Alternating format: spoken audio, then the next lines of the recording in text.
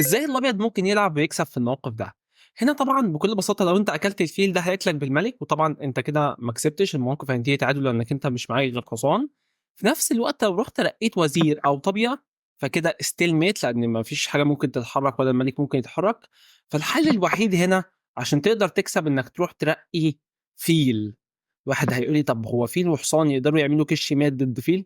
هقول لك لا، بس عشان الملك ده مزنوق فهم ممكن يعملوا كش مات، فهو هنا هيمشي بالفيل بتاعه بالشكل ده. بس انت ساعتها لازم عشان تقدر تكسب تلاقي الحصان بتاعك في الاف 6. لو حاولت تدي كش على طول فهو هيمشي كده، خلاص هتدي كش تاني الملك طلع وبكده الجيم انتهى تعادل. فلازم هنا تلاقي نقله النايب بتاعك في الاف 6. عشان كده الملك ده اتقفل عليه خالص. واحد هيقول لي مش ده كده ستيلمات؟ هقول لك لا مش ستيلمات، لانه عنده الفيل ده ممكن يتحرك.